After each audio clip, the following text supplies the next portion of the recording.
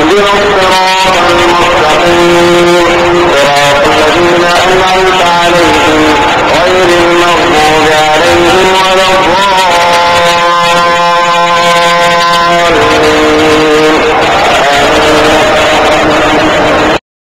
الحمد لله نحمده ونستعينه ونستغفره ونؤمن به ونتوكل عليه ونعوذ بالله من شرور أنفسنا ومن سيئات أعمالنا من يهده الله فلا مضل له ومن يضلله فلا هادي له وأشهد أن لا إله إلا الله وحده لا شريك له وأشهد أن محمدا عبده ورسوله أما بعد.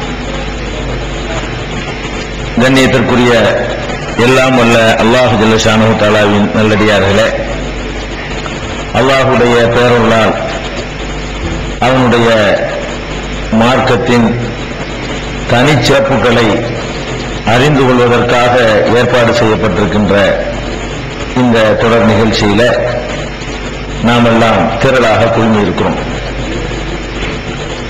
இந்த நிகழ்ச்சியில இஸ்லாத்தினுடைய பல்வேறு தனிச்சிறப்புகளை இதுவரை நாம் ஒரு சிலவற்றை அறிந்திருக்கிறோம். அதன் தொடர்ச்சியாக இஸ்லாத்தினுடைய இன்னொரு முக்கியமான சிறப்பு என்ன சிறப்பு என்று சொன்னால், எல்லா மதங்களுமே கடவுளை முன்னிறுத்தித்தான் மதங்கள் எல்லாமே உருவாக்கப்பட்டிருக்கின்றன. கடவுளை நம்பாத மதங்களே கிடையாது. எந்த மதமா இருந்தாலும் அதுல கடவுள் நம்பிக்கை ரொம்ப பிரதானமானது, இது எல்லாருக்கும் தெரியும். இந்த கடவுள் நம்பிக்கையை மையமாக வைத்திருக்கக்கூடிய மதங்கள் கடவுளுக்குன்னு சில இலக்கணங்களை, கடவுளுக்குன்னு சில வரையறைகளை வச்சிருக்கிறான்னு பாத்தீங்கன்னு சொன்னா எந்த வரையறையும் கிடையாது. கடவுளுக்குன்னு சொல்லி கடவுள்னா இப்படித்தான் இருக்கணும், எந்த ஒண்ணுக்கும் ஒரு இலக்கணம் இருக்குல்ல. மனுஷன்னா அவனுக்கு இந்த இது இலக்கணம், ஆடுண்டா அதுக்கு இப்படி ஒரு இலக்கணம், மாடுண்டா அதுக்கு ஒரு இலக்கணம், இப்படி எல்லாத்துக்குமே ஒரு இலக்கணம் உண்டு. இந்த இலக்கணம் இல்லாத ஒன்று இருக்குன்னு சொன்னா ஏனைய மதங்கள்ல உள்ள கடவுள் நம்பிக்கை தான். கடவுளுக்கு தான் இலக்கணம் கிடையாது. கடவுள்னா யாருப்பா? யாரு வேணாலும் கடவுளா இருக்கலாம். கடவுள்னா எதுப்பா? எது வேணாலும் கடவுளா இருக்கலாம்.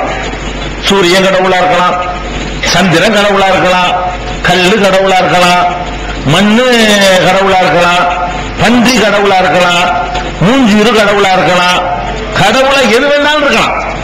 அதாவது கடவுள்னா ரொம்ப உயர்வா இருக்கணும் நம்ம நினைக்கிறோம், அப்படிலாம் கிடையாது. புடிச்சு வைக்கிற ஒரு சாணி உருண்டையா கூட இருக்கலாம் கடவுள். கடவுளுங்கிறவருக்கு எந்த ஒரு வரம்போ இலக்கணமோ ஒண்ணுமே கிடையாது. ஏன் இந்த நிலைமையெல்லாம் வருதுன்னு கேட்டா, கடவுளை பற்றி ஒரு இலக்கணத்தை வகுத்து வச்சிருந்தா அந்த மாதிரியான கூத்துக்கள்லாம் நடக்காது. கடவுள்னா நம்ம ஒரு மனிதன் எப்படி இருக்குன்னு எதிர்பார்க்கிறோம், அதையெல்லாம் ஒரு கூட இருக்கணும் கடவுள். இதையாவது மனுஷன் ஒத்துக்கணும். குறைஞ்சது கடவுள்னு சொல்றவன் நம்மளை விட எல்லா வகையிலையும் மேல இருக்கணும். நமக்கு ஈக்குவலா இருந்தா கூட நம்ம கடவுள் ஒத்துக்கிற மாட்டோம். நமக்கு ஈக்குவலா இருந்தா மனுஷன் தான் சொல்லணும் அவனை. அப்ப கடவுள்னு நம்ம உயர்ந்த நிலையில வைத்து நாம வழிபடுறோம், நாம நெத்தியை கொண்டு நிலத்துல வைக்கிறோம், நாம கையேந்துறோம், எதை வேண்டாலும் செய்வார்னு நினைக்கிறோம். இப்படியெல்லாம் நம்ம கையேந்தி பிரார்த்தனை பண்ணி கும்பிட்டு கோரிக்கை வைக்கக்கூடிய லெவல்ல இருக்கக்கூடிய ஒருத்தன் எல்லா வகையிலையும் நம்மளோட மேல இருக்கணும், எல்லா வகையிலையும் மேம்பட்டவனா இருக்கணும்.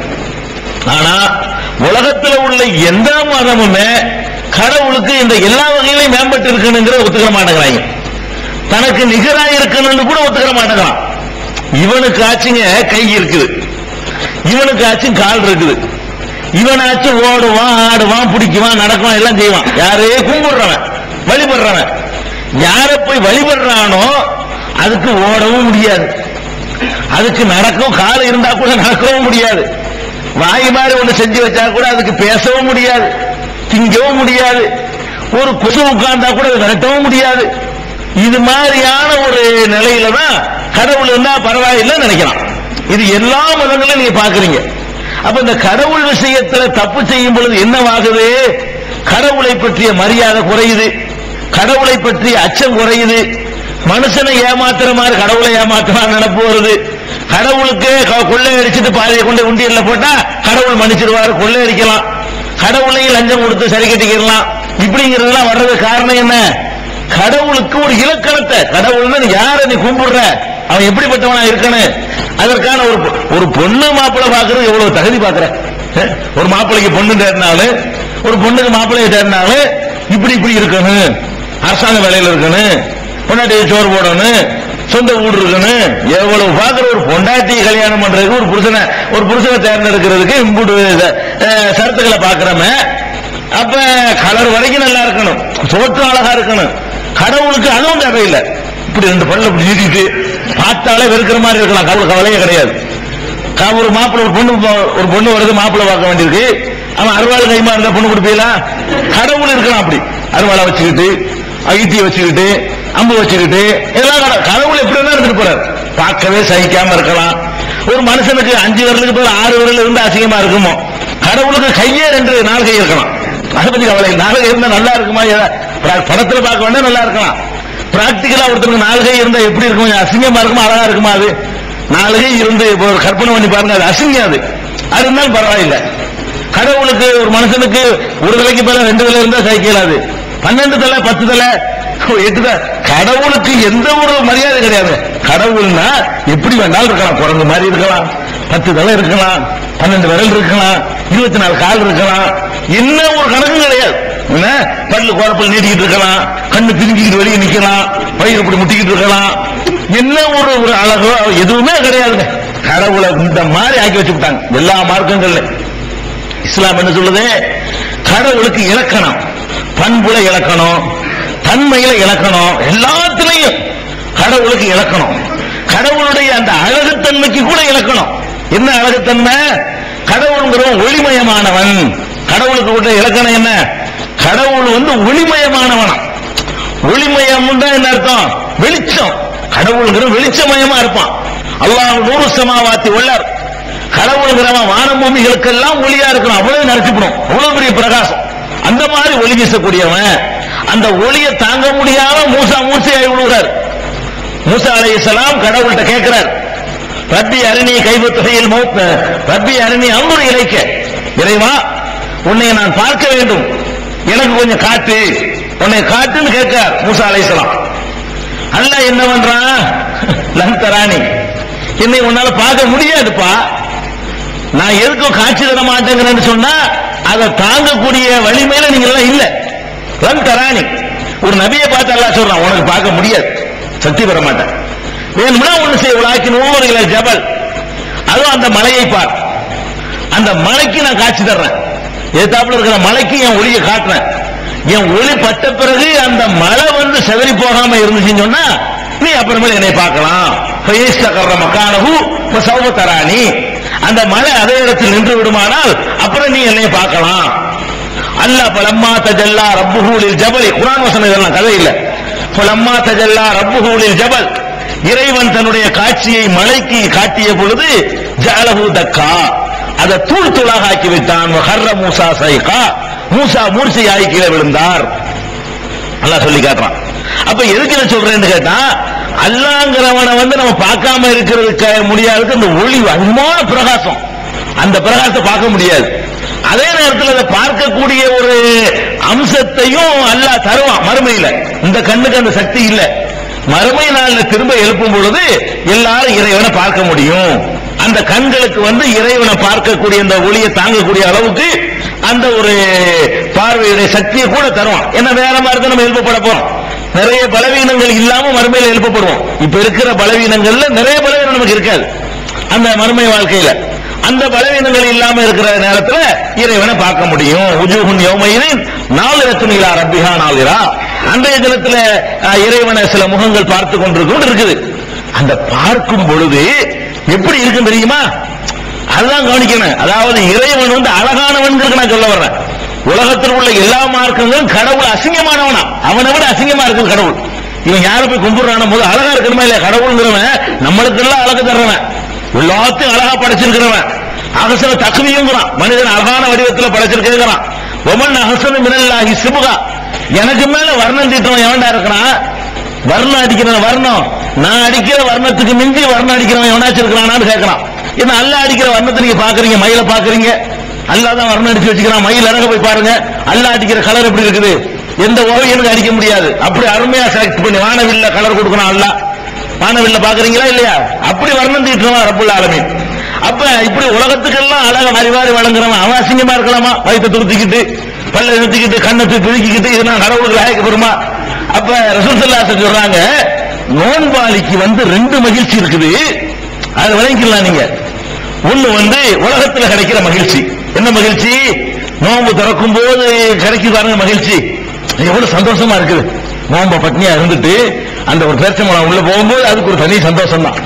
அந்த மகிழ்ச்சி அடையணும், அது நோன்பாளிக்கு உள்ள ஒரு மகிழ்ச்சி. இன்னொரு மகிழ்ச்சி என்ன தெரியுமா? இந்த லிகாய் ரப்பிஹி, அல்லாஹ்வை பார்க்கும்போது கிடைக்கிற மகிழ்ச்சி. எவ்வளவு அழகா இருக்குன்னு பாருங்க அல்லாஹ் பார்க்கிறது. முன்னாடி பார்க்கும்போது புருஷன் அழகா இருக்குல்ல, புது பொண்ணு புது மாப்பிள்ளை தொகுத்து பார்த்து அழகா ரசிக்கிறவாங்களா இல்லையா? அந்த மாதிரி அல்லாஹ் பார்க்கும்போது அப்படி ஒரு சந்தோஷமா இருக்குமா. அப்ப இறைவனை அழகாக இஸ்லாம் அறிமுகப்படுத்துது. எப்படி இருப்பான் நமக்கு அந்த உருவத்தை நமக்கு அறிமுகப்படுத்தல. மறுமையில பார்த்தா தெரிஞ்சுக்கிற போறோம், அல்லாஹ்வுடைய ரசூலும் பார்க்கல. ஆனா பார்த்தால் இன்பம் வரக்கூடிய அளவுல இருக்கு அந்த காட்சி, வெறுப்படைகிற அளவுல இருக்காது. பெருசா எதிர்பார்த்துட்டு போவோம், அப்படிங்கிற மாதிரி இருக்காது. உனக்குதா இப்படி இப்படி இருந்த இப்படி இருக்கானா, இவ்வளவு அற்புதமாவா, இவ்வளவு அழகாவா, அதுவே ஒரு புடிச்சு போயிருவோமா. அப்ப கடவுளை ரொம்ப அழகான ஒரு கோலத்துல இஸ்லாம் அறிமுகப்படுத்துது. இஸ்லாம் சொல்லக்கூடிய கடவுள் அதுக்கு நிகழ், அதனால வேற எந்த வடிவத்திலையும் கொண்டு வராதுங்குது. கடவுளை நீ என்ன மாதிரி வரைஞ்சாலும் சரி அதுக்கு நிகராகாது. நீ கடவுள் அழகா இருப்பாங்கிற ஒரு சித்தாந்தத்தை உலகத்துக்கெல்லாம் அழகா மாறி வழங்கக்கூடிய ரப்புல் ஆலமீன் அவன் அழகா இருப்பான்னு விளங்காத மூஞ்சில் மாதிரி வச்சுக்கிற கடவுளுங்கிற. கடவுள் அழகா இருப்பான்னு வழங்குனா பன்றியை பிடிச்சு கடவுள் முடியுமா? கடவுள் அழகான்னு ஒத்துக்கிற இதை விளங்கணுமா இல்லையா? கடவுள் மனசை எப்படி வேணாலும் இருக்கலாம், அழகை கொண்டு ஒரு உயர்ந்தவன் தாழ்ந்தவனாக முடியாது. ஆனா அல்லாஹ் அழகா இருக்கணுமா இல்லையா? படைச்ச ரப்புல் ஆலமீன் எல்லாத்துக்கும் அழகா கொடுக்கிறவன் அவன் பார்க்க அசிங்கமா இருந்தா தனக்கு அழகு உண்டாக்க முடியாதவன் உனக்கு எப்படி அழக தருவான்னு வந்துருமா இல்லையா? எல்லாத்துலயும் மிஞ்சிருக்கணும். அழகுல அவன் தான் மேல இருக்கணும், அறிவுல அவன் தான் மேல இருக்கணும், தோற்றத்தில் அவன் தான் மேல இருக்கணும், எல்லாத்துலயும் அவன் மேம்பட்டவனா இருக்கணும். அப்ப இந்த அழகானவன் என்ற அல்லாஹ் இன்னல்லாஹ இன்னும் தெளிவாக சொல்றாங்க ரசூல் ஸல்லல்லாஹு அலைஹி வஸல்லம், இன்னல்லாஹ ஜமீலுன் யுஹிப்புல் ஜமால். அல்லாஹ்வே அழகன், அழக விரும்புறான். இதுக்கு இது அல்லாஹ் இஸ்லாம் சொல்லி தருவது தெரியுமா?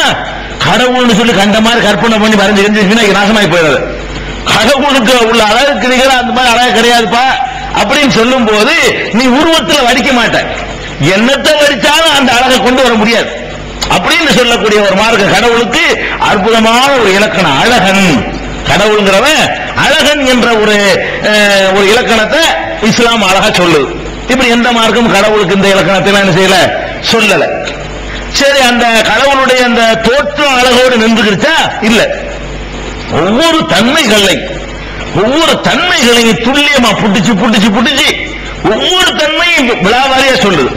எப்படி சொல்லுது? கடவுள்ங்கிறியா, கடவுளுக்கு தூக்கம் இருக்கக்கூடாது. எந்த மார்க்கத்திலேயாவது கடவுளுக்கு தூக்கம் இருக்கக்கூடாதுன்னு சொல்லியிருக்காங்க. இந்த கடவுள் நீ எதுக்கு கும்பிடுற? கடவுள் எதுக்கு தேவை? கடவுள் ஷிப்ட் முறையில கடவுளை கொண்டாட முடியுமா? ஒரு இத்தனை மணி வரைக்கும் கடவுள் ஆபீஸ கூட்டிட்டு போயிட்டாரு கடவுள்னு சொல்ல முடியுமா? கடவுளுடைய ஆபீஸ் எல்லா நேரமும் இயங்கணுமா இல்லையா?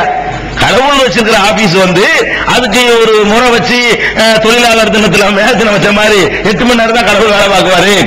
அப்புறமேல 8 மணி நேரம் கொஞ்சம் ரெஸ்ட் வேணும், அப்புறம் 8 மணி நேரம் தூங்குவாருன்னா இது கடவுளுக்கு சரிப்பட்டு வருமா? அப்ப கடவுள்னு சொல்லக்கூடியவனுக்கு உறக்கம் இருக்கக்கூடாது, எப்போதும் முழிச்சு கொண்டிருக்கணும். எல்லா வினாடியும் அவன் கண்காணிச்சுட்டு இருக்கணும். பல காரணத்துக்கு அவன் முழிக்க வேண்டியிருக்கு. ஒண்ணு, பல பேர் முறையிடுவான், அந்த முறையீடுகளை கேட்கறதுக்கு முடிச்சுட்டு இருக்கணும். பல விஷயங்களுக்கு ஆர்டர் பண்ண வேண்டியிருக்கு. உலகத்துல ஒவ்வொரு வினாடியும் இத்தனை நடக்க வேண்டியிருக்கு. இந்த வினாடியில ஒரு இடத்துல மழையை நிப்பாட்டணும், இந்த வினாடியில ஒரு இடத்துல மழை பெய்ய வைக்கணும், 100 இடத்துல மழை பெய்ய வைக்கணும். இந்த வினாடி அதே 100 இடத்துல மழையை நிப்பாட்ட வைக்கணும், 5 இடத்துல புயல் அடிக்க வைக்கணும். இந்த வினாடியில 8 இடத்துல அடிச்ச புயல் நிப்பாட்ட வைக்கணும், 4 ஊர்ல கடல் கொந்தளிக்க வைக்கணும்.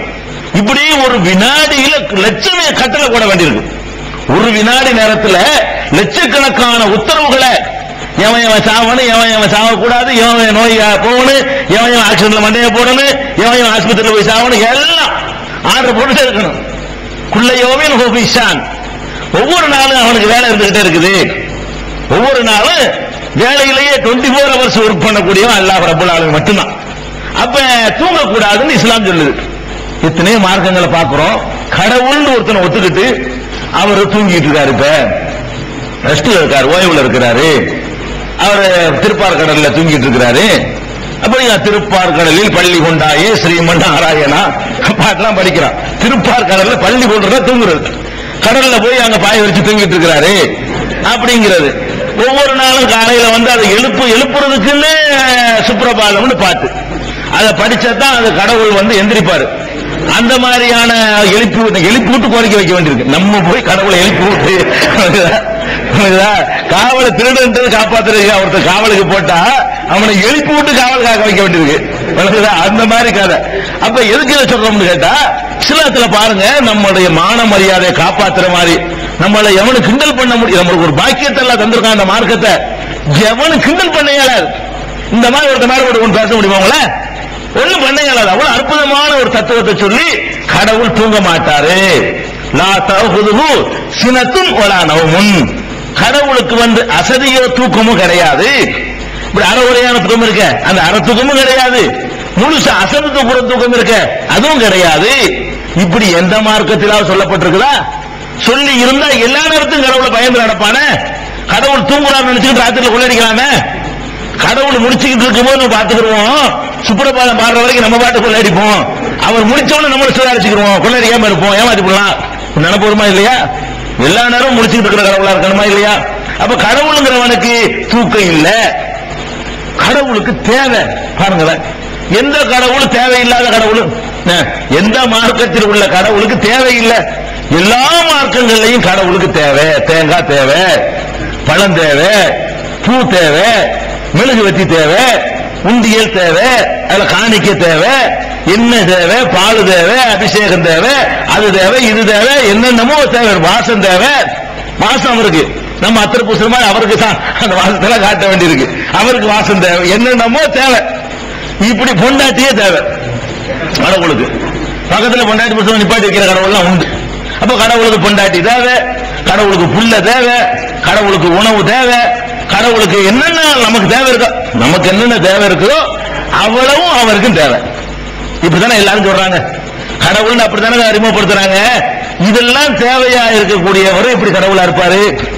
அதாவது அவருக்கு பசின்னு ஒண்ணு ஏற்படுது, கடவுள் வந்து நம்மளை படைச்சு போய் சூப்பர் பவரா உள்ளவர். அந்த பசி என்ற ஒன்று தனக்கு வராமல் ஆக்கி கொள்ள முடிஞ்சாதான் அவர் கடவுளா இருக்க முடியும். அவருக்கே பசிச்சு அதை துடிச்சு போய் அப்புறமே திண்டு அது தீர்த்துக்கிறதா இருந்தா இது என்ன கடவுள், இது என்ன கடவுளா? இது இப்படி ஒருத்தன் ஒரு தேவையா? இப்படி இருக்கிறது இல்லாம இருந்துட்டு போயிடலாம். இப்படித்தான் ஒருத்தர் நம்மள மாதிரி திங்கக்கூடியவரா இருந்தாருன்னு சொன்னா அவர் இல்லாம இருக்கலாம். அவர் தின்ற நல்லா ருசிச்சு பிரியாணி ஆகி தின்னுட்டு இருக்கும்போது அவர்தான் கேட்கறாங்க, நம்ம தின்னுட்டு இருக்கும் கோவரமா இல்லையா? நீங்க தின்னுட்டு இருக்கீங்களா? ஒருத்தர் வந்து ஏதாவது கேட்டாங்கன்னா கோவம் வருமா வராதா? ருசி சாப்பிட்டு இருக்கிறீங்க, கதவை தட்டிக்கிட்டு பிச்சைக்காரன் வந்திருக்கிறேன், முசாபர் வந்திருக்கேன்னா ருசிச்சு சாப்பிட்டு இருக்க இந்த நேரத்தில் தொந்தரவு பண்ணிட்டு இருக்கான். கேப்பீங்களா இல்லையா? அப்ப கடவுள் வந்து அவர் பாட்டு நல்லா ரசிச்சு சாப்பிட்டு இருக்கும்போது எவனா கோரிக்கை வைக்க முடியுமா? திங்கும் போது ஏதாவது நம்ம கவனிக்குவோமா? சில பேர் திங்க ஆரம்பிச்சோன்னா உலகத்துல என்ன நடக்குன்னு தெரியாது இல்லையா? அப்ப அந்த மாதிரி இருக்கும் பொழுது அப்ப கடவுள் வந்து தின்னுகிட்டு இருந்தா சரியா வருமா? திண்டா அடுத்து என்ன? திண்டா மலங்களை கழிக்கணுமே. கடவுள் எங்க பாத்ரூம் இருக்க கொஞ்சம் நில்லுங்க. நமக்கு கடவுள் சொல்ல முடியுமா? கடவுளுக்கு வந்து பாத்ரூம் போயிட்டாருன்னா என்ன பிரார்த்தனை வயிற்று கடவுள இருப்பா பாத்ரூம்ல இருக்கிறேன் நான் வர்றேன், சரியா வருமா? அப்ப கடவுள்னு நம்ம ஒருத்தர் கேட்கிறான்னா எந்த நேரமும் அவன் வந்து என்ன செய்யணும்? நம்ம கண்காணிச்சு இருக்கணும். எப்ப எவனா கேட்க மாட்டானா, கோரிக்கை வைக்க மாட்டானா, நம்ம நிறைவேற்ற மாட்டோமா அப்படின்னு காத்துட்டு இருக்கான் பாருங்க, அவன் தான் கடவுள். அதனாலதான் கடவுளுக்கு எந்த விதமான தேவையும் இல்லை. அல்லாஹு சமத். எந்த மார்க்கும் இப்படி சொல்லல. அல்லாஹ் என்பவன் எந்த தேவையும் இல்லாதவன். சமது, சமதுன அர்த்தம் ஒரு தேவையும் இல்லாதவன், எந்த தேவைக்கு அப்பாற்பட்டவனாக கடவுள் வரும் பொழுது நமக்கு எவ்வளவு பெரிய ஒரு அற்புதமான கடவுள் நம்பிக்கைன்னு பாருங்க. கடவுளுக்கு தேவைன்னு சொல்லி கடவுள் பெற சுத்தம் இல்லை ஏமாத்துறான். கடவுள் கொண்டாந்து போடுங்க அப்போ டப்பால போடணும், அவன் எடுத்துட்டு போறான் தொடர்ந்து ராத்திரில. நல்லா தெரியுது கடவுள் கொண்டாந்து போடுங்க, கொண்டு போய் போடுறான். ராத்திரில தொடர்ந்து எண்ணிக்கிட்டு அரசாங்கத்துக்கு 30%, நமக்கு 70% பிரிச்சுட்டு போயிடுறாங்கல்ல. நல்லா தெரியுது யார் எடுத்துக்கிட்டு போறாங்க. அப்ப கடவுளுக்கு தேவையில்லைன்னு சொன்னா இந்த மாதிரி கலாச்சாரம் உருவாகுமா? உருவாகாது. அப்ப கடவுளுக்கு நமக்கு எந்த தேவையும் இல்லாம ஒருத்தர் இருந்தா தான் நம்மள இருந்து வித்தியாசப்படுறான். நம்மள மாதிரியே அவனுக்கும் தேவைகளும் அவனுக்கு ஆசாபாசங்கள் இருந்தா அவன் என்ன கடவுள் அது எதுக்கு நமக்கு தேவை? இப்படி எல்லாம் இலக்கணம் சொல்லுது இஸ்லாம். இஸ்லாம் என்ன சொல்லுதுன்னா இந்த மாதிரி எல்லாம் இலக்கணம் சொல்லுது. அதே மாதிரி கடவுள்னு சொல்லி போடுறான். சொன்ன பிறகு கடவுளுக்கு புள்ள குட்டி பொண்டாட்டி இதெல்லாம் ஏற்படுத்துறாங்கல்ல. நம்மள மாதிரி பாக்குறான். நம்ம இருக்கிறோம், ஒரு மனைவின்னு ஒருத்தர் இருந்தா தான் நமக்கு சந்தோஷமா இருக்குது, ஒரு புருஷன் ஒருத்தர் இருந்தா தான் நமக்கு சந்தோஷமா இருக்குது. அப்ப கடவுளுக்கு மட்டும் இப்படி இல்லாம இருக்கலாமா? இவன் தான் உண்டாக்குறான் எல்லாத்தையும். இவன் ஒரு உண்டாக்குறான் நல்லா வழங்குது. அப்ப நமக்கே பொண்டாட்டி இருந்து கடவுளுக்கு இப்படி இல்லாம இருக்கிறது அப்படின்னு சொல்லிட்டு கடவுளுக்கு பொண்டாட்டி 2 3 பொண்டாட்டி பல மாதிரி பொண்டாட்டிகள் எல்லாம் உண்டாக்கி கடவுள் மனைவியோட இருக்கிறாரு. கடவுளுக்கு புள்ள, பிள்ளைக்கு புள்ள எல்லாம் இருக்கு. கடவுளுக்கு எல்லா மார்க்கத்திலும் இருக்குது. கிறிஸ்தவ மார்க்கத்துக்கு நமக்குள்ள வித்தியாசமா அங்க ஆரம்பிக்குது. அவன் கடவுளுக்கு மகங்கிறாங்க ஈசா நபிய. இஸ்லாம் வந்து இல்லங்குது. மத்தகத சாஹிபத்தன் வளதா, அவனுக்கு பொண்டாட்டியும் கிடையாது பிள்ளையும் கிடையாது. இஸ்லாம் தெளிவா அடிக்குது. இறைவன் சொல்றவனுக்கு பொண்டாட்டி பிள்ளைலாம் இருக்கக்கூடாது, தாய் தகப்ப இருக்கக்கூடாது. நீங்க கடவுள்னு எடுத்துட்டு பாருங்க, கடவுள்னு சொல்லிக்கிட்டு என்ன செய்வாங்க, இவர் கடவுளுக்கு அப்பா, இவர் கடவுளுக்கு அம்மா, இவர் தான் கடவுளுக்கு மச்சான், இவர் கடவுளுக்கு மரும இல்லன்னு சொல்ல முடியுமா? நீங்க இருக்குங்க. இவர் கடவுளுக்கு மருமவன், இவர் கடவுளுக்கு மக வீட்டு பேரன், இவர் மக வீட்டு பேரன், கடவுளுக்கு எல்லாம் இருக்குது கடவுளுக்கு. அப்ப கடவுளுக்கு வந்து இப்படி எல்லா விதமான உறவுகளையும் கற்பிணிச்சிருக்காங்க இல்லையா? அதை வெட்டுறான். ஏன்னா இதெல்லாம் இருந்தா கடவுள் தன்மைக்கு கேடா போயிடும். இன்னும் நிறைய கடவுளா போயிருங்கள. இந்த மாதிரிலாம் இருந்தா கடவுளுடைய மகன் என்று சொன்னால் அவன் கடவுள் தானுங்க. ஒரு ஆட்டினுடைய குட்டி ஆடா இருக்குமா மனுஷனா இருக்குமா? ஆடாத்தானே இருக்கு. ஒரு மாடு போடுற குட்டி மாடா தானே இருக்கு. மனுஷன் போடுற குட்டி மனுஷனா தானே இருக்குன்னு. இப்ப கடவுள் போட்ட குட்டி கடவுளா தான் இருக்குன்னு. அப்ப ஒவ்வொரு இனமும் தனியா அந்த இனத்தை தானங்க பிரசவிக்க முடியும். இப்ப கடவுளுக்கு புள்ள இருக்குன்னு சொன்னீங்கன்னா என்னவாயிரு? அந்த அதாவது ஆதம் அலைஹிஸ்ஸலாம் ஒரு ஜோடி தான் எல்லாம் படைச்சான். ஒரே ஒரு ஜோடி ஆதம் ஹவ்வா. இந்த ஒரு ஜோடி தான் இப்ப எவ்வளவு இருக்கிறோம்? 500 கோடி தாண்டிட்டோம். எவ்வளவு இன்னைக்கு ஜனத்தொகை? இன்னைக்கு இருக்கிறது 500 கோடி இருக்கிறது. ஆதம்ல இருந்து இது வரைக்கும் செத்தவெல்லாம் சேர்த்தா எத்தனை கோடி? இன்னைக்கு வாழ்ந்துகிட்டு இருக்கிறது மட்டும்தான் இந்த ஆதம் அலைஹிஸ்ஸலாம் இது வரைக்கும் செத்து போயிருப்பானே அவ்வளவு பேரையும் எடுத்தீங்கன்னா அது ஒரு 2000 கோடி இருக்கும்.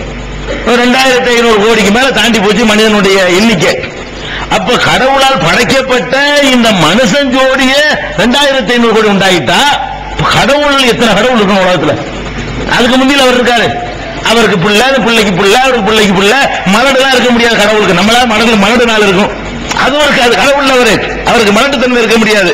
அப்ப அது பாட்டுக்கு பெற்று தள்ளி இருந்தா உலகத்துல ஒரு 10,000 கடவுளாச்சு இருக்கணும்ல. 10,000 கோடி உலகத்துல குறைஞ்சபட்சம் 10,000 கோடி கடவுள் இருக்கணுமா இல்லையா?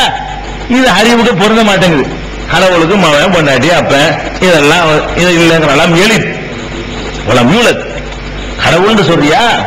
கடவுளுக்கு பிள்ளை இல்லைன்னு ஒத்துக்க, அதான் சரியான கடவுளுக்கு கொடுக்க. கடவுளுக்கு தாய் தகப்ப இல்லைன்னு ஒத்துக்க. தாய் தகப்ப இருந்து அவனே கடவுள் ஆயிட்டு போயிடலாம்.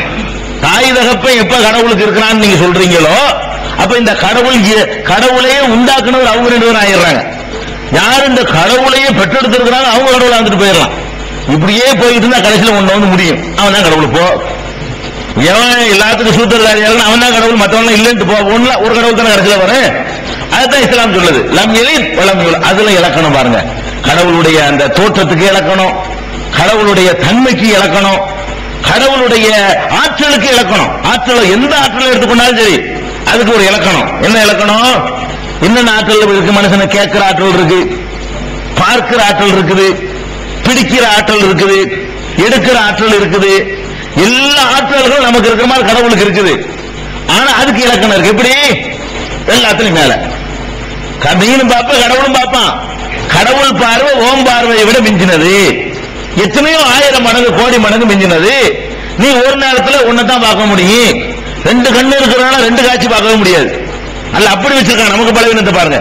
2 கண்ணு இருக்கிறனால இந்த கண்ணில் இவரையும் அந்த கண்ணில் இவரையும் பாருங்க பார்ப்போம். யாராலும் பார்க்க முடியாது. கண்டு கண்டா 2 இருக்கலாம். 2 கண்கள் 2 காட்சி காண முடியுமாங்கிறாங்கல்ல. 2 கண்கள் 2 காட்சி காண முடியாது. 2 கண்ணும் சேர்ந்து ஒண்ணுதான் பார்க்க முடியும்.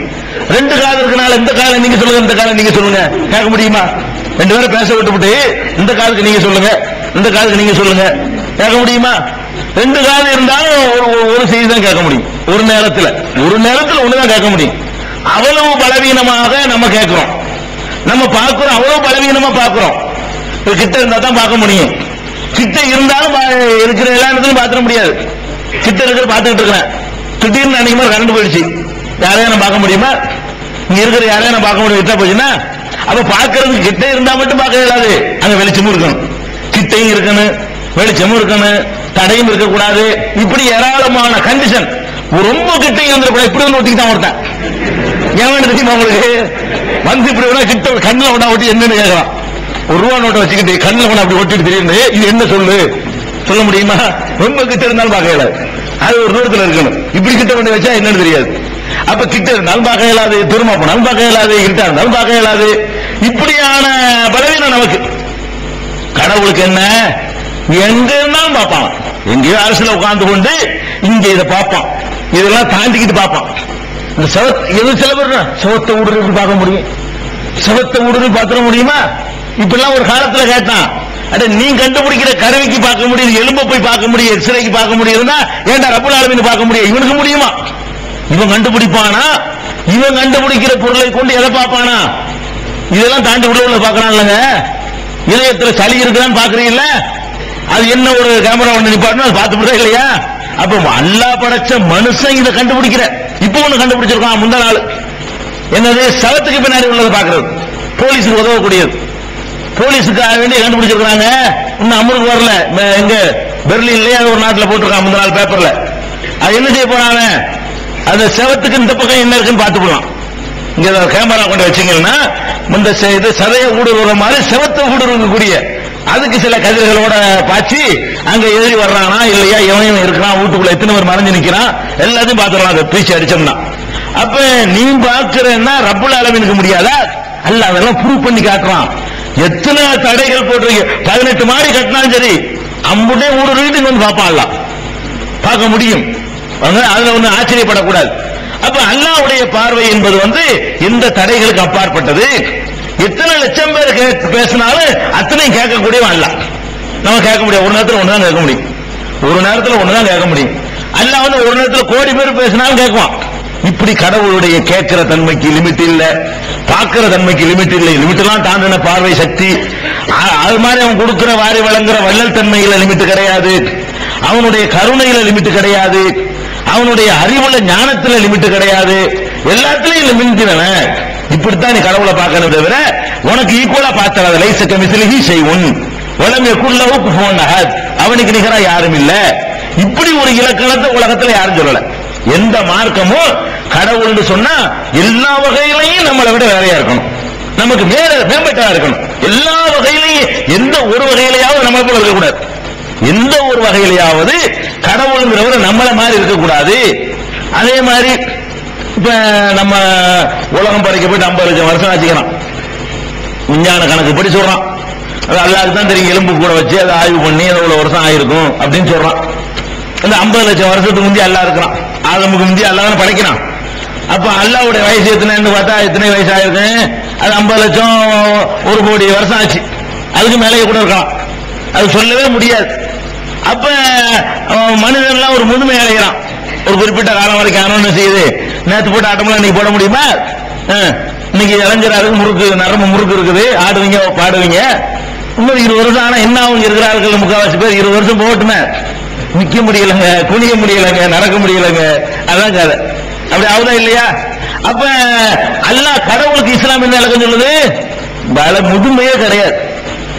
ஏன்னா இன்னைக்கு எப்படி இளமை முறுக்கோட நீங்க இருக்கிறீங்களோ இதே மாதிரி என்றும் ஒரே மாதிரி இருக்கக்கூடிய ரப்பல் ஆலமீன். கடவுள்கிட்ட நம்ம கேட்கிறோம், அல்ல அந்த காலத்துல கேட்டாங்க கொடுத்தாங்க, இப்ப இருக்கிற வயசாகி போன காலத்துல கடவுள் சொல்லுவாரா? கடவுள்கிட்ட நம்ம கேட்கிறோம், அந்த காலத்துல கேட்டாங்க, சரி ஆதம் அலைஹிஸ்ஸலாம் காலத்துல கேட்டா அது சரி, அன்னைக்கு நான் நல்லா திரகாத்திரமா இருந்தேன், இப்ப எத்தனை லட்சம் வருஷம் ஆகி போச்சு, இப்போ பலவீனமா இருக்கிற கேட்கிறேன், நல்லா சொல்லுவானா? சொன்னாம அல்லாஹ்வா இருக்க முடியுமா? அல்லாஹ்வுடைய அந்த எத்தனை லட்சம் கோடி கோடி ஆண்டுகள் ஓடுனாலும் சரி, அதனால அவன்கிட்ட எந்த ஒரு மாற்றமும் ஏற்படாது, முதுமை ஏற்படாது. கடவுளுங்கிறவனுக்கு முதுமை இல்ல, கடவுளுக்கு நோய் இல்லை. எவனாச்சும் எந்த மார்க்கமும் அப்படி சொல்லுறாங்க? கடவுள்னு சொன்னா முதுமை கிடையாது. கடவுள்னா நோய் இருக்கலாமா? கடவுளுக்கு நோய் இருந்தா என்ன ஆகுறதுங்க? 2 நாள் காய்ச்சலா இருக்காரு, அப்புறமா வாங்கன்னு சொல்ல முடியுமா கடவுளுக்கு? அப்ப உலகம் உன்னோட முட்டி மோதி செதறி சின்ன நாசமா போயிருமே. ஒவ்வொரு வினாடியும் உத்தரவு போடுறான்ல, அந்த உத்தரவு பிரகாரம் தான் எல்லாம் சீரா இயங்கிக்கிட்டு இருக்குது. சூரியன் சந்திரன் எல்லாம் அதனுடைய கோள்களை சுத்துறதுக்கு படைச்ச இறைவனுடைய ஆர்டர் கட்டளை தான் காரணம். அவன் பாட்டுக்கு 3 நாள் ரெஸ்ட் எடுத்துக்கிட்டானே முடிஞ்சு வச்சுக்காது, உலகமே ஒண்ணுமே இல்லாம போயிடும். இப்படி கடவுளுக்கு மரணம் இருக்கக்கூடாது, முதுமை இருக்கக்கூடாது, நோய் இருக்கக்கூடாது, நொடி இருக்கக்கூடாது, பசி இருக்கக்கூடாது, தாகம் இருக்கக்கூடாது, காமம் இருக்கக்கூடாது, அசதி இருக்கக்கூடாது, மறதி இருக்கக்கூடாது, சோர்வு இருக்கக்கூடாது, கவலை இருக்கக்கூடாது. அல்ல கவலைப்பட்டு ரொம்ப ரொம்ப கவலையா இருக்குங்க சொல்ல முடியுமா? நீ வந்தா என்ன வராட்டி என்ன இதெல்லாம் ஒரு பயில ஏத்துக்க மாட்டாங்க கடவுளை. தலையில கை வச்சுட்டு கடவுள் உட்காந்துருவாரா? ஒரு பயில ஏத்துக்கிட்டு கடவுளை இல்ல எல்லாரும் சேர்ந்துக்கிட்டு தலையில கை வச்சுட்டு இந்த மாதிரி போறாங்க, நான் என்ன பண்ணுவேன்? அடப்பா ரசூலுல்லாஹ் சொல்றாங்க, நீ உலகத்தில் உள்ள 50 பேர் தீர்மானம் பண்ணி இந்த கடவுளை இல்ல வணங்க மாட்டோம்னு முடிவு பண்ணினாலும் அவனுடைய தரஜாவில் ஒரு கடுகளவு குறைய போறதில்ல. நீ எல்லாரும் சேர்ந்து தீர்மானம் போட்டு கடவுளை கெதின்னு கும்பிட்டு கிடந்தாலும் அவனுடைய கிரேடுல ஒரு கடவுளவு கூட போறதில்லை. நீ எல்லாரும் போய் வணங்கினா என்ன, நீ வணங்காட்டி என்ன, ஓ நன்மைக்கு வணங்குற அவ்வளவுதான். சம நிகித்ததா இன்னமா எகத்தது இல்லை நப்சி நல்லா சொல்றான். எவனா நேர் வழியில வந்தான்னு சொன்னா அவனுக்கு வந்துகிட்டான், அவ்வளவு எனக்கு என்ன இல்லை. எனக்கு என்ன நேர் வழிக்கு வந்தா எனக்கு என்ன, வராட்டி எனக்கு என்னங்கிறேன். எனக்கு என்ன கிரேட் ஏறி போயிட போகுது. நான் எந்த கவலையும் படமாட்டேன், எந்த கவலையும் கிடையாது. ஒரு வயல் வராட்டி எனக்கு கவலை கிடையாது. அப்ப கவலை கிடையாது. எது கவலை வரணும்? மறதி இருக்கலாமா கடவுளுக்கு? ஆமா போன மாசம் நீ கேட்டீங்களா மறந்துட்டேனே. நம்ம ஒரு கோரிக்கை வச்சு விடுவோம், எல்லாம் புள்ள கூட அவன் வாங்கி வச்சு விட்டு மறந்துட்டா கடவுள். அடுத்த மாசம் கேட்கும்போது ஞாபகம் வருது, ஆமா போன மாசம் ஒரு கேட்டீங்க நீ, இது கடவுள் நாயகாகுமா? கடவுளுக்கு மறந்துருக்க கூடாது, எதையுமே மறந்துடக்கூடாது. என்னதை எல்லாத்தையும் உமாக்கான ரப்புக்க நசியா எல்லாம் தெளிவாட்டிக்கிறான்ல. உமது இறைவன் எதையும் மறக்கக்கூடியவன் இல்லை. உமாக்கான ரப்புக்க நசியா மத்த கடவுள் தான் மறப்பாங்க. இஸ்லாம் அறிமுகப்படுத்தக்கூடிய இந்த அகில உலகத்துடைய உண்மையான கடவுள் இருக்கான அவன் எதையும் மறக்கிறவன் இல்லை. இப்படி எல்லா பண்புகளையும் ஒரு விஷயத்தை விடாம, அதனாலதான் நம்ம தெளிவா சார்பா உலகமே இருக்கிற அளவுக்கு இந்த மார்க்கம் ஓடிக்கிட்டு இருக்கு. உலகமே இருக்கிற அளவுக்கு ஓடுற காரணம் என்ன? எல்லாத்திலையும் எவனுடைய கருத்துக்கு தேடி ஓட வேண்டியதில்லை. அவ்வளவு அழகாக அணை போட்டு பகுத்தறிவை இழக்காம அறிவுக்கு ஏற்றதாக இருக்கக்கூடிய வகையிலையும் மற்றவர்களுக்கு எல்லாம் எடுத்து சொல்ற விதத்திலையும் அப்படி காலத்தை விட்டுக்கலாமுங்க. இந்த கொள்கையை ஏத்துக்கிட்டதுக்காக வேண்டி நம்ம விலங்கி ஏத்துக்கிட்டு அப்பம்பாட்டை ஏத்துக்கிட்டான். நம்ம அப்பம்பாட்டை செஞ்ச ஒரே நல்ல காரியம் இதுன்னு சொல்லி நம்ம பெருமை அடிக்கலாம். இந்த மாதிரி எது கவலைப்படுத்தி விட்டு போயிட்டாங்கன்னு நினைக்கிற மார்க்கம் இது. இந்த மார்க்கத்தில் நம்மளை நம்ம உழைக்காம வந்துட்டோம். இதுக்காக கேவலப்பட சங்கடப்பட வேண்டிய தேவையே இல்லை. அப்படி நெஞ்சை நிமிர்த்திக் கொள்ள முடியும். அந்த மாதிரியான ஒரு அழகான சித்தாந்தத்தை அல்லாஹ் நமக்கு தந்திருக்கான். மற்றவர்கள் எல்லாம் பார்த்து ஆச்சரியப்படுகிறது உலகத்துக்கு நீங்க சொல்லல, மக்களுக்கு தெரியாது. பிற சமுதாய மக்களுக்குங்க இஸ்லாத்துல இப்படி எல்லாம் இருக்குன்னு தெரியாது. அவங்க என்ன நினைக்கிறாங்க, நம்மள மாதிரி தான் அவங்க இருக்கிற அப்படிதான் வழங்கி வச்சிருக்காங்க. அதுக்கு நம்முடைய நடவடிக்கைகள் காரணமா இருக்குது. இந்த தனித்தன்மையை காட்டுறதுக்கு பதிலா நம்ம என்ன பண்றோம், மூத்தா போன ஆளை கொண்டு பறிச்சு வச்சுக்கிட்டு அதுல ஒரு கட்டடத்தை கட்டிக்கிட்டு அவருக்கு கடவுள்னு பேரை சொல்லிக்கிட்டு நாகூர் ஆண்டவர், அவன் எப்படி முருகன் பழனி ஆண்டவர்ங்கிறானோ அதே மாதிரி வேணும் செய்யறது நாகூர் ஆண்டவர், ஊரு பேரை சேர்த்து ஆண்டவர், அஜ்மீர் ஆண்டவர், இப்படி ஆண்டவர் ஆண்டவர்னு சேர்த்து அவரு மூத்தா பொண்ணு நல்லா தெரியுது, அடக்கம் பண்ணு தெரியுது. அங்க போய் நம்ம கத்துறோம். ஒரு முஸ்லீம் இல்லாதவன் பாக்குறான், எல்லாம் ஒண்ணுதான். ஒரு கல்விட்ட கேட்கறது இறந்து போனா ரெண்டு சம்பந்தானே, கல்லும் பதில் சொல்லாது விளங்காது, மூத்தா போன ஆளுக்கு விளங்காது. ஒரு மூத்தா போன போச்சு வச்சுக்கிறது நல்லா தெரியுது. இல்ல நம்மளை விட எங்க மேம்பட்டு நினைப்பானா இல்லையா? அவன் நினைச்சா என்ன தப்பு? முஸ்லீம் அல்லாத ஒரு சகோதரன் பார்க்கறான் நம்மள, நம்ம போய் நாவூர்ல கை கட்டிட்டு அப்படியாவேங்கிறோம். அவன் யோசிக்கிறான், எல்லாம் ஒண்ணுதானோ, கரெக்ட் தானே இருக்குது, நம்ம நிக்க வச்சிருக்கோம் படுக்க போட்டிருக்கான், என்ன டிஃபரன்ஸ் இருக்கு? கரெக்டா வழங்கிடுவாங்க. நம்ம நிக்க வச்சுட்டு கேட்கிறோம் கடவுள, அவன் படுக்க வசமா போட்டு கொஞ்சம் ரெஸ்ட் கொடுத்து கேட்கறான். இதை பத்தி என்ன டிஃபரெண்ட் இருக்கு? போங்கடா இதை இருந்துட்டு போறோம். அதுல அப்படித்தானே போச்சு. இப்ப இஸ்லாத்தின் அந்த தனித்தன்மை இப்படிலாம் இஸ்லாம் சொல்லுதுங்கிறது பிற மக்களுக்கு தெரியல. ஏன் தெரியல? அவன் குர்ஆன் படிச்சு விட்டா இஸ்லாத்துக்கு தெரியுமா? உங்களை தான் அவன் பார்ப்பான். அவன் இஸ்லாத்தை அறிந்து கொள்வது யாரை பார்க்கணும்? நம்மளை தான் பார்ப்பான். அவன் பக்கத்துல உள்ள முஸ்லீம் இருந்தா அவனை பார்ப்பான். இவர் மாதிரி அவன் நாவராண்டர் தர்கா படத்தை வச்சு பத்தி கொடுத்து வைப்பாரு. ஓ நாங்க முருகனுக்கு நீங்க எப்படி வைப்பீங்களோ விஷயம், அவன் எப்படி ஒரு சாமி படத்துக்கு பத்தியை கொளுத்துவானோ அது மாதிரி நீங்க என்ன பண்றீங்க? நான் ஒரு தர்காவை போட்டு படம் போட்டு அதுல ஒரு பத்தியை கொளுத்து வைக்கிறீங்க. அவன் பாக்குறான், பக்கத்து வீட்டுக்காரன் ஒரு வேலைக்கு வந்திருப்பான். எல்லாம் ஒண்ணுதான் போல இருக்கு. தெய்வங்கள் மாறுறதை தவிர கொள்கை எல்லாம் ஒண்ணுதான். தெய்வங்கள் மாறு, அதுவும் கட்டடம் தான், இதுவும் கட்டடம் தான், இதுவும் படம் தான், இதுவும் கேட்காது அதுவும் கேட்காது, இதுவும் பேசாது அதுவும் பேசாது, எல்லாம் ஒண்ணுதான். அப்ப நம்ம ஒரு மனித மாதிரி உருவத்தில் வைக்கிறோம், கட்டடம் மாதிரி வச்சிருக்கிறாங்க, எல்லாம் ஒண்ணுதான். நினைக்க வேணா இல்லையா? அப்படித்தானே இன்னைக்கு இஸ்லாம் வளராம போச்சு. நீங்க இந்த கொள்கையை ஒழுங்கா சொல்லியிருந்தா எங்கேயும் இருக்குமாங்க. இந்த மாதிரி சிறுக்கு தர்காக ஒழிச்சு கட்டிருந்தீங்கன்னு சொன்னா நம்ம நடவடிக்கைகள்லாம் அந்த ஒரே இறைவன் போனா கவனிப்பான். ஒரே மாதிரி சரக்கு எவன் தான் வித்தியாசமா வாங்குவானா இல்ல? எங்க பஜார்ல எல்லாம் ஒரே மாதிரி இருக்கு. ஏன் வாங்குவான்? வாங்க மாட்டான். ஒருத்தர் வித்தியாசமா ஒண்ணு போடுறான். அப்ப என்ன செய்ய? வித்தியாசமா இருக்குன்னு பார்க்கலாம். குறைந்த மின்சாரத்திலையும் எரியக்கூடிய டியூப்லைட் தான் வாங்குவான். வோல்டேஜ் கம்மியா இருக்கும்போது எல்லாம் ஒரே மாதிரி இருந்தா அவன் அவனை எதிரி வர்றான். எல்லாம் ஒண்ணுதானே. நம்ம உயர்ந்த சரக்கு வச்சுக்கிறவங்க அதை உயர்ந்த சரக்குன்னு காட்டணும். அதுக்கு தகுந்த மாதிரி நம்ம மதிக்கிற முதல்ல நம்ம உயர்ந்த சரக்கு வாங்கணும். உயர்ந்த சரக்கு வீட்டுக்குள்ள வச்சுக்கிட்டு வெளியே போய் மட்டமானது வாங்குறான். வீட்டுக்குள்ள அழகான சமைக்கிறது எல்லாம் தெரிஞ்ச பொண்டாட்டி ஹோட்டல்ல போய் திங்கிற மாதிரி தான். அந்த மாதிரி அற்புதமான கொள்கையை கைக்குள்ள வச்சுக்கிட்டு என்ன செய்யறான்? வெளியில போய்கிட்டு அந்த கொள்கையை காட்டுறான். இதான் எங்க கொள்கை அப்படின்னு சொல்லிட்டு. இந்து மக்கள் நம்மகிட்ட பிச்சை கவர்மெண்ட் எப்படி சொல்லுவாங்க? இந்துக்கள்கிட்ட பிச்சை கேட்கும்போது சிவன் முருகன் ஏதாச்சும் கேட்பாங்க. முஸ்லீம் வீட்டுல பிச்சை கேட்கறதுக்கு என்ன யூஸ் பண்றான்? நாகூர் ஆண்டவர் உங்களுக்கு துணை செய்வார், கொடுங்க. எப்படி நினைக்கிறான் பாத்தீங்களா? ஒரு முஸ்லீம் இல்லாத ஒருத்தன் முஸ்லீம் வீட்டுல பிச்சை கேட்க வர்றான். பாயின்னு தெரிஞ்சுக்கிட்டா எப்படி கேட்பான்? நாகூர் ஆண்டவர் அருள் புரியத்தை கொடுங்க. அப்ப நம்முடைய கடவுள் யாரு? அவன் வரைக்கும் வச்சிருக்கான் பாருங்க. அவனுக்கு நம்ம என்ன அறிமுகப்படுத்தி இருக்கிறோம்? முஸ்லீமுடைய கடவுள் நாகூர் ஆண்டவர். அதான் நீங்க அறிமுகப்படுத்திருக்கிறீங்க. அல்லாஹ் அருள் செய்யட்டும்னு சொல்லி எந்த பிச்சைக்காரன் உங்கள்ட்ட கேட்டான் சொல்லுங்க? எந்த பிச்சைக்காரனா நம்மள்ட்ட முஸ்லீம் வந்துகிட்டு அல்லாஹ் உங்களை காப்பாத்துறான், அல்லாஹ் நிறைய தருவான்னு சொல்ல மாட்டான். நாகூர் ஆண்டவருடைய கிருபை, நாகூர் ஆண்டவர் கருணை செய்யட்டும் எங்களுக்கு தாங்க, இப்படிதான் கேட்கலாம். அப்ப மற்றவர்கள் எல்லாம் இஸ்லாத்தினுடைய கடவுள் இதான் வழங்கி வச்சிருக்கிறான். ஆனா அது அல்ல. எல்லா வகையிலையும் தனித்தன்மையான கொள்கையை கொண்டது இஸ்லாமிய மார்க்கத்தினுடைய கடவுள் கொள்கை. அப்படி ஒரு அற்புதமான கொள்கை இஸ்லாத்தினுடைய கொள்கை. இது எல்லாத்துக்கும் மேல முக்கியமான ஒரு அம்சம், கடவுள்னு சொல்லிக்கிட்டு அவர் சூப்பர் பவரா இருக்கணும். கடவுளுக்கு அதிகாரத்தையாச்சும் முழுசா கொடுக்குறான், கொடுக்க மாட்டாங்களாம். இந்த அதிகாரத்தையும் கூறு போடுறான். கடவுள்னு சொல்லிக்கிறான். இந்த கடவுள் இந்த வேலையை மட்டும் பார்ப்பாரு, இந்த கடவுள் இந்த வேலையை பார்ப்பாரு. இந்த மந்திர சபை அமைக்கிறான் இல்லைங்க, அந்த மாதிரி தான் மனிதர்கள் அமைக்கிற மந்திர சபையில் எப்படி இருக்கு? இவர் மின்சார அமைச்சர், இவர் பாதுகாப்பு அமைச்சர், இவர் உள்துறை மந்திரி, இவர் வெளியுறவுத்துறை மந்திரி, இவர் கல்வி, இவர் மருத்துவம், இவர் மனிதவள மேம்பாடு, இவர் அந்த இது அளவு என்ன இதே மாதிரி இவர் மனிதன் இலாக்கா பிரிக்கிறதா என்ன செய்யறான்? கடவுளை பார்க்கறான்.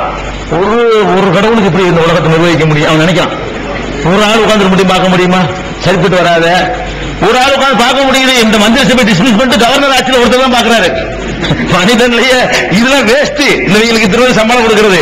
மந்திரி சபை டிஸ்மிஸ் பண்ணி விட்டு ஒரே ஒரு கவர்னர் தான் இருப்பார். அப்புறம் அந்த கவர்னர் இருக்கும்போது இதே தான் நடந்துகிட்டு இருக்கும். இது அவ்வளவு வேலை நடக்கும். இந்த மந்திரி சபை இருக்கும்போது என்ன நடக்குதோ அவ்வளவு கவர்னர் ஆட்சியிலே நடக்கும். இத்தனை மந்திரிலாம் இருக்க மாட்டான், ஒரே ஆர்டர் தான். அதே போலீஸ் அந்த கவர்னர் உத்தரவு கேட்டு நடக்கும். மனிதன்ல இது சாத்தியமாகும் போது ஏன் கடவுளுக்கு சாத்தியம் அப்படி நினைக்க மாட்டேங்கிறான். இவன் நினைக்கிறான் வாஜ்பாய்க்கு முடியல, இத்தனை பேர் வச்சிருக்காரு, இப்போ அல்லாவுக்கு முடியும் அப்படி நினைக்கிறாங்க. அதனால என்ன செய்வோம்? இந்த கடவுள் காப்பாற்றுற வேலை, இந்த கடவுள் அழிக்கிற வேலை, இந்த கடவுள் காத்தல் அழித்தல் படைக்கிற வேலை. இவர் படைச்சுக்கிட்டே இருப்பாரு. இவர் படைக்கிறது மட்டும்தான் அவர் வேலை. அது எவ்வளவு நாளைக்கு வைக்கணும் அந்த அதிகாரம் அவர் கிடையாது. படைச்சு படைச்சு விட்டுட்டு இருக்க வேண்டியதான் கோடி கோடியா. ஒருத்தர் இருப்பார் காலி பண்றதுக்கு, எத்தனையோ காலி பண்ணலாம், எப்ப காலி பண்ணலாம், அழிக்கிறவர். இவர் பாட்டுக்கு செஞ்சு செஞ்சு ஒரு 1000 செஞ்சு போட்டுருவாரு. 1000த்துல எத்தனை வைக்க அந்த அதிகாரம் அவர் கிடையாது. 1000 செஞ்சு போட்ட வேண்டியதான். இன்னொருத்தர் இருப்பாரு, இதுல ஒரு 300 எடுத்து இன்னைக்கு உடைக்கணும், இந்த பானையில 1000 பானையில 300 பானை இன்னைக்கு உடைக்கணும், நாளைக்கு 10 பானை உடைக்கணும், இன்னைக்கு எந்த பானையும் உடைக்க கூடாது. எல்லாம் யார் பண்ணுவா? அது வேற ஒருத்தர் உட்கார்ந்து பண்ணுவாரு. அதுக்கு அதோட பரவாயில்ல. அப்படி அழிக்கப்படும் போது காப்பாற்றுறதுக்கு ஒருத்தர் நிற்பாரு. அழிக்கிறது கடவுள் ஒரு இருக்கிற மாதிரி காக்கிறதுக்கு ஒரு கடவுள் இருப்பார். அவர் என்ன செய்வாரு? அழிக்கும் போது அழிக்காத அப்படிம்பாரு. இப்ப என்ன சண்டை வந்தாலும் ஒன்று கடைசியில இவர் அழிக்க போவ, அவர் காக்க போவ, என்ன நடக்கு? இப்ப நான் இருக்கிறேன், என்னை நான் காக்கிற கடவுள் இருக்காருல்ல, அவருக்கு நல்ல பூஜை எல்லாம் பண்ணி அவருக்கு நான் முந்தியல்ல காணிக்கலாம் போட்டு அவரை கூல் பண்ணி வச்சிருக்கிறேன். என்னை காப்பாத்த நினைக்கிறார் அவரு. அப்ப அழிக்கிறார் வர்றாரு. டைம் முடிஞ்சிருச்சு, அழிக்க போறேன், கடவுளே காக்கிற கடவுளே காப்பாத்து. அவர் வர்ற, டாய் அழிக்காத, தொலைச்சு விடும். நானும் கடவுளை அழிப்பேன், முடியாது, நான் விட மாட்டேன். இப்ப என்னவாகும்? 2 கடவுளை அழிச்சுக்கிற வேண்டியதான்.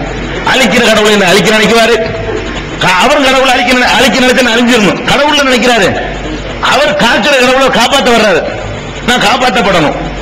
இப்ப நான் காப்பாற்றப்பட்டாலும் ஒரு கடவுள் அவுட்டா போயிடுறாரு, நான் அழிக்கப்பட்டாலும் ஒரு கடவுள் அவுட்டா போயிடுறாரு. நான் அழிக்கப்பட்டேன்னு சொன்னா அப்ப காக்கிற கடவுள் ஒண்ணும் இல்ல இந்த ஆயிடுது. நான் காப்பாற்றப்பட்டேன்னு வைங்க, அழிக்கிற கடவுள் தோத்து போயிடுறாரு. அழிக்க நினைக்கிற அழிக்க முடியல, முடியாத கடவுளாக முடியுமா? இது சாப்பங்க அதை எழுதி போடுங்கம்மா. அப்ப இது எதுக்கு சொல்றோம்னு கேட்டா, கடவுளுங்கிறவன் வந்து இப்படி இலாக்காவா பிரிச்சு கொடுத்தோம்னா உலகம் நாசமா போயிருக்கும். அல்லாஹ் சொல்றான், அப்படியே சொல்றான், லவ்கான பீஹிமா ஆலிகத்தும் இல்லல்லாஹுல ஃபஸததா. இந்த வானம் பூமியில அல்லாஹ்ங்கிற ஒரு கடவுளை தவிர வேற கடவுள்கள் இருந்திருந்தால் என்னைக்கோ இந்த வானம் பூமி நாசமா போயிருக்கும். அல்லாஹ்ங்கிற ஒரு கடவுள் மாத்திரம் இருக்கிறதுனாலதான் ஒழுங்கா ஓடிக்கிட்டு இருக்குது. ஒரு கடவுளுக்கு மேல இன்னொரு கடவுள் இருந்திருந்தா என்னைக்கோ இந்த உலகம் சீர்கெட்டு நாசமா போய் சின்ன பின்னமாயிருக்கும். சின்ன பின்னம் ஆகல. எவ்வளவு துல்லியமா ஓடு பாத்தீங்களா? ஒரு கடவுள் தான் இருக்கிறாங்க. ஆதாரம் என்ன? எவ்வளவு சொல்லி வச்ச மாதிரி நிர்ணயித்த மாதிரி இந்த உலகம் இயங்கிட்டு இருக்குன்னு பாருங்க.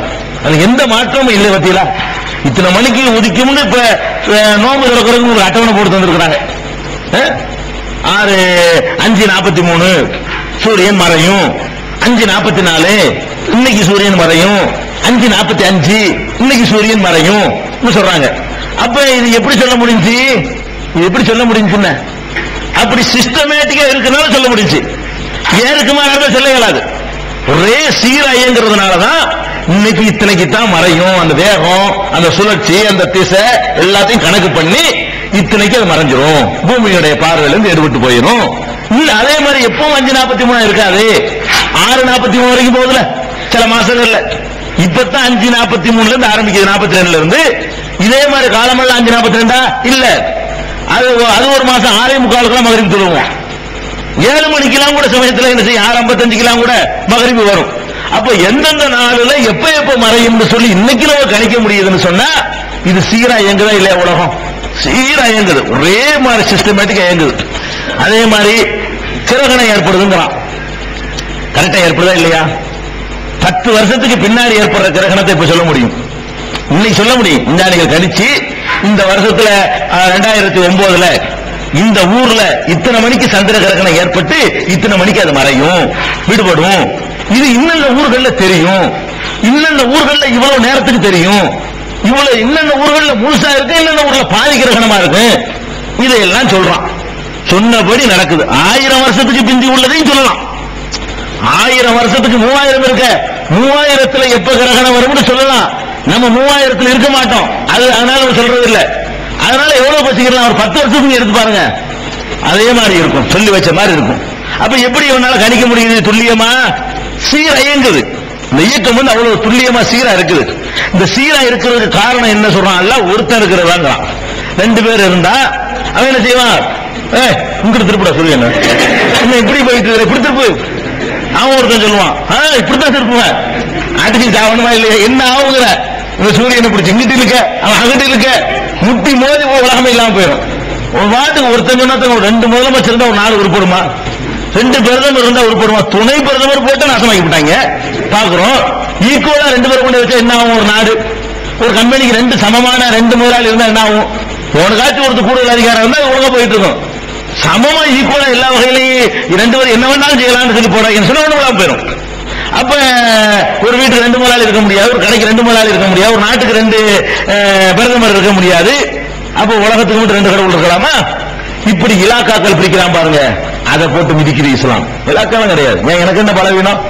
இந்த மூணு காரியத்துல ஒரு காரியத்தை படைக்கிற காரியத்தெல்லாம் செய்யும் போது காக்கிறது பெரிய கஷ்டமோ? படைக்கிறது கஷ்டம் தான். அப்படி பார்த்தா 10,000 கோடி பேரை படைக்கிறது கஷ்டம் தான். 10,000 ஜீவராசிகளை எறும்புல இருந்து யானையில இருந்து எத்தனையோ படைச்சிருக்கிறோம், அதுவே கஷ்டம் தான். உனக்கு எனக்கு லேசா இருக்குல்ல, படைக்கிற லேசா இருந்தா காக்கிறோம் லேசு, அழிக்கிறோம் லேசு. ஒருத்தன் செய்யும் போது சண்டை வராது. யாரை எப்ப அழிக்க நினைக்கிறான்னு அவன் தான் தீர்மானிப்பான். இன்னொருத்தவங்க ஏன் கேட்க இயலாது, அங்க கேட்க இயலும். 3 கடவுள் 4 கடவுள் தான் செய்ய முடியும், கேட்க இயலும். இவன் என்ன பண்றான்? இப்படிப்பட்ட ஒரு மார்க்கத்தில் உட்கார்ந்துக்கிட்டு இவன் பிரிக்கிறான். அதே மாதிரி நம்ம ஆள் பண்ற கூத்துருக்கு பாருங்களேன்.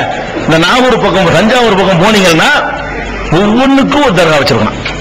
பேய்க்கு ஒரு தர்கா, அந்த இலாக்கா இருக்கு டிபார்ட்மெண்ட்.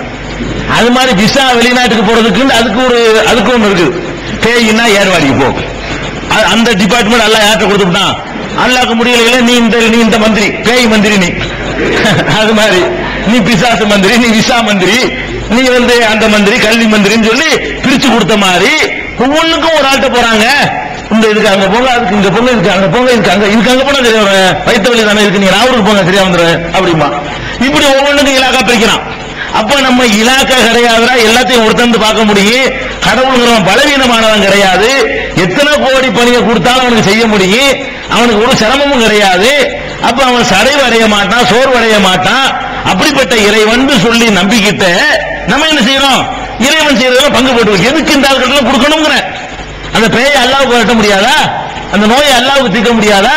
அந்த வறுமையை அல்லாவுக்கு வரட்டிட முடியாது. அதுக்கு என்ன பிரிச்சு கொடுக்கணும்? அப்ப நீங்க கடவுளை பலவீனமா காட்டுறீங்க. அடுத்த பார்த்தவர்கள் ஏன் ஈர்க்கப்படலைன்னா உங்க நடவடிக்கை அப்படி இல்லையே. நீங்க இதே மாதிரி இலாக்கா பிரிச்சு வச்சு புரியல.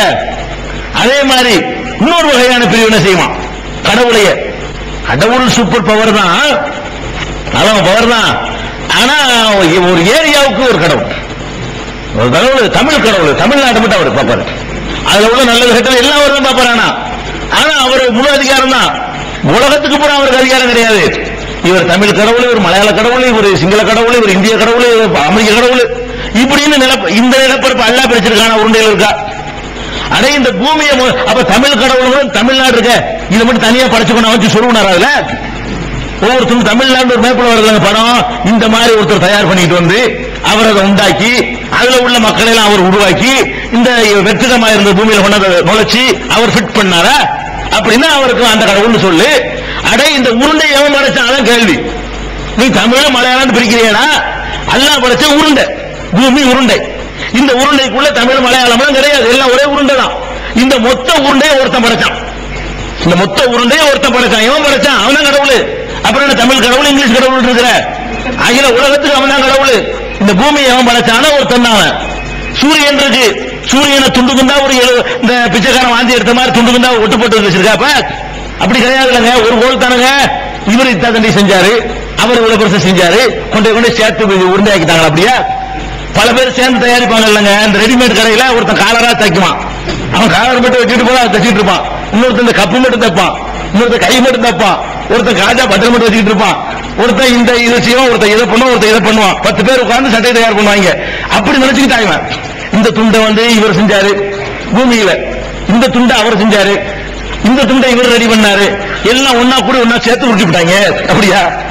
அடே இந்த மொத்த சூரியனை எவன் படைச்சான்? அவன் தான் கடவுள், ஒருத்தன் தான் கடவுள். அப்புறம் என்ன மாநிலத்துக்கு மாநிலம், நாட்டுக்கு நாடு பிரிக்கிற அப்படின்னு சொல்லி எல்லைகளுக்கு தகுந்த மாதிரி கடவுளை பிரிக்கிறான் பாருங்க. அதே இஸ்லாம் என்ன செய்யுது? உள்ளது பிஸ்ஸமாய் இலாகுன் வஃபில்லார்தி இலாகுன். மொத்த வானத்துக்கு அவன் தான் கடவுள், பூமிக்கு அவன் தான் கடவுள். அல்ல அடிக்கிறான். எல்லாத்துக்கும் குர்ஆன்ல ஆதாரங்கள் தான். அப்படிதான் கடவுள் கொள்கையை பொறுத்த வரைக்கும் அப்படி தெளிவா அடிக்கிறான். உள்ளது பிஸ்ஸமாய் இலாகுன் வஃபில்லார்தி இலாகுன். மொத்த பூமியில அவன் தான் கடவுள், மொத்த வானத்துல அவன் தான் கடவுள். ஆகாயத்துல எத்தனை இருக்கு, எத்தனை கோள்கள் இருக்கு, அத்தனை அவன் கடவுள். எத்தனை நீ பூமியில எத்தனை கண்டங்கள், எத்தனை கிரகங்கள், எத்தனை மண்டலங்கள், எத்தனை மாவட்டங்கள், எத்தனை மாநிலங்கள், எத்தனை நாடுகள் இருக்கோ எல்லாம் நீ பிரிச்சுக்கிட்டது. எல்லாத்துக்கும் நீ தான், நான் தான் கடவுள். அப்படி சொல்லக்கூடிய ஒரு மார்க்கம். அப்ப கடவுளை அந்த மாதிரி கூறு போடுறது ஜாஸ்தி. அதுலயும் நம்ம தப்பு பண்றோம். என்ன பண்றோம்? வடநாட்டுக்காரனுக்கு அஜ்மீர் பார்த்துக்கிடுவாரு, தமிழ்நாட்டுக்காரனுக்கு இவர் தமிழ் பகுதியை கவனிக்கிறதுக்கு நாவூராண்டவர், அகில இந்தியாவை கவனிக்கிறதுக்கு அவர் யாரு? அஜ்மீர். அப்புறம் உலகளாவியாவில் கொஞ்சம் பெரிய மொய்தீன் அப்துல் காதர் ஜிலானி இருக்காரு. இப்படி நம்ம என்ன செய்யறோம்? அந்த வட்டம் மாவட்டம் மாநிலம் மாதிரி பிரிச்சு அநியாயமானதான் செய்யறோம். அப்ப நம்முடைய நடவடிக்கைகள் இந்த கடவுள் கொள்கைக்கு ஏற்றதாக இல்லாதனாலதான் பிற மதத்தவர்கள் பார்த்து இருக்கிறாங்க. பிற மதத்தவர்களை பார்த்து என்ன ஒண்ணும் இல்லை, ஏமாத்திருக்காங்க, ஒண்ணும் இல்லை, எல்லாம் நம்மள ஒண்ணுதான் அப்படிங்கிற மாதிரி போகுது. அதனால இந்த கடவுள் கொள்கையில ஒரு தெளிவான ஒரு பார்வை உலகத்துல இஸ்லாமிய மார்க்கம் மட்டும்தான் சொல்லி இருக்குது. எந்த மார்க்கத்துடைய கடவுள் கொள்கையிலையும் இப்படிலாம் கிடையாது. கடவுள்னு சொன்னா ஒரு காலத்துல இல்லாம இருந்து பிறந்திருப்பாரு. வேற எந்த மார்க்கத்தை எடுத்து பாருங்க. ஒரு காலத்துல கடவுளுக்கு வயசு சொல்லுவான், கடவுள் பிறந்தாரு அப்படிமா. பிறந்தாருன்னா வயசு வந்துருது இல்லைங்க. கடவுள் தாயின்னா ஒரு காலத்தில் பிறந்திருக்காரு அப்படி சொல்லுவான். சரி, நாங்க இருக்கிற கடவுள் முறை இல்லப்பா, என்னமோ கடவுளுக்கு ஆக்குறவர் அவர்லாம் எங்க இப்ப இருந்தாலும் வாழ்ந்த எங்க இப்ப இருக்காரு? மூத்தா போயிட்டாரா? வேற இல்ல உங்கள்கிட்ட யாரும் சொல்றீங்கல்ல, அவருடைய மகன் கோச்சிட்டு வந்துட்டாரு, மலையில வந்து உட்கார்ந்தாரு முடியல, அவர் எங்க இப்ப ஆளு? இங்கதானே வந்தாருங்க, வந்தவர் இப்ப எங்க போயிட்டாருங்கிற? மூத்த போயிட்டார். அப்ப நல்ல மனிதர்களை தான் கடவுளாக்கி இருக்கிறாங்க, நல்லா வழங்குது. ஏனைய மக்கள் என்ன தப்பு செஞ்சாங்கன்னா மனிதர்களா இருந்திருப்பாங்க, கடவுளை வணங்குப்பான்னு சொல்லியிருப்பாங்க. அவங்களையே கடவுள் உண்டாக்கி இப்படி நிறைய கடவுளை உண்டாக்கிவிட்டாங்க. இதே மாதிரி தான் நம்மளும் பண்ணிட்டு இருக்கோம். இந்த சமுதாயமும் லானல்லாஹுல் யஹூத வன்னசாரா இத்தஹது குபர் அம்பியாஹி மசாஜித. இந்த யூதர்கள் கிறிஸ்தவர்கள் எல்லாம் இறந்து போன நபிமார்களை கடவுளாக்கி விட்டாங்க, வணக்கஸ்தலமாக்கிட்டாங்க. அவங்க நாசமா போனாங்க. நீங்கள் அப்படி பண்ணிடாதீங்க அப்படின்னு ரசூலுல்லாஹ் எச்சரிக்கிற காரணம் என்ன? எல்லா மதங்களையும் இந்த பல கடவுள் கொள்கை மனிதர்களை வச்சு தான் வந்திருக்கு. அந்த வாசலெல்லாம் இஸ்லாம் அடைச்சி இந்த ஒரு கடவுள் கொள்கையிலையும் கடவுளுடைய இலக்கணத்திலையும் தெளிவான ஒரு பார்வை சொல்லுது. இந்த கடவுள் இலக்கணத்தை நீங்க மற்றவர்கள் அறிமுகப்படுத்துறாங்க, ரெண்டு விஷயத்தை மனசுல வச்சு பண்ணுங்க. உங்களுக்கு கஷ்டம்லாம் பட வேண்டியதில்லை. இஹ்லாஸ் சூரா எல்லாருக்கும் தெரியுமில்ல, குல் ஹுவல்லாஹ் அஹத், அதுக்கு அர்த்தம் சொல்லுங்க. இல்லைன்னா அடங்கி போச்சு. குல் ஹுவல்லாஹ் அஹத் இருக்குல்லங்க, ஹுவல்லாஹு அஹத், அல்லாஹ் ஒருவன், ஒருத்தன், எல்லா பதில் அடங்கி போச்சு. அல்லாஹு சமத், அல்லாஹ்ங்கிறவன் எந்த தேவையும் இல்லாதவன், அதுல அவ்வளவு இது அடங்கி போச்சு. அப்புறம் லம் யலித், அவன் யாரையும் பெறவில்லை, புள்ள குட்டி இல்லை. வலம் யூலத், யாராலும் பெறப்படல, தாய் தகப்பன் இல்ல. வலம் யூலத்னா தாய் தகப்பன் இல்ல, பெறப்படவில்லை. லம் யலித்னா அவன் யாரையும் பெறல. வலம் யகுல் குஃபுவன் அஹத், அவனுக்கு நிகரா யாரும் இல்ல. முடிஞ்சு போச்சா? கடவுளுடைய எல்லாமே இதுக்குள்ள அடங்கி போச்சு. அதுக்கப்புறம் நபி ஸல்லல்லாஹு அலைஹி வஸல்லம் ரொம்ப சிலாயித்து சொன்ன ஆயத்துல் குர்சி உங்களுக்கு எல்லாம் தெரியும். அந்த ஆயத்துல் குர்சியும் கடவுளுடைய இலக்கணங்கள் அப்படியே அழகா வர்ணிக்குது. அல்லாஹு லா இலாஹ இல்லாஹு, அல்லாஹ் இருக்கான் எப்படிப்பட்டவன் தெரியுமா? லா இலாஹ இல்லாஹு, அவனை தவிர யாரும் கிடையாது, கடவுளே கிடையாது. அல் ஹய்யுல் கய்யூம், நித்திய ஜீவன். நித்திய ஜீவன் சாவு இல்ல, நம்மளும் ஜீவன் தான், நமக்கெல்லாம் ஜீவன் இருக்கு. நித்திய ஜீவன் கிடையாது நம்ம ஜீவன்லாம். ஒரு 65 வயசு 70 வயசு 50 வயசு போயிருவோம். அல்லாஹ் எப்படிப்பட்டவன்? அல் ஹய்யு மட்டுமில்ல, அல் கய்யூம், நீ என்றென்றும் உயிரோடு இருப்பவன்.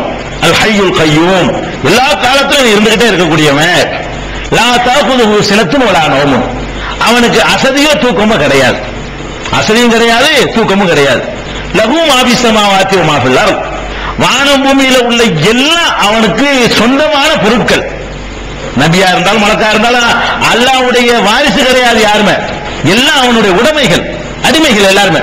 லஹு மா ஃபிஸ் ஸமாவாத்தி வ மா ஃபில் அர்த் மன் அல்லதி யஸ்பவு இன்தஹு இல்லா பிஇذنஹி, அவனிடத்தில் அவன் அனுமதியை கேட்காமல் எவனுக்கு பரிந்துரை செய்ய முடியும்? சில பேர் நினைச்சுக்கிட்டு இருக்கிறான், இவங்க எல்லாம் நமக்கு சிபாரிசு பண்ணி வாங்கி தந்துருவாங்க அப்படி நினைக்கிறான்ல, அதுக்கு அல்லாஹ் கொடுக்குறான். எதுக்குடா இந்த சிபாரிசு? எந்த சிபாரிசு எனக்கு தெரியாத, எல்லாம் என்கிட்ட சிபாரிசு பண்றானே, என்கிட்ட பர்மிஷன் கேட்கணும், இவருக்கு நான் சிபாரிசு பண்ணலாமான்னு.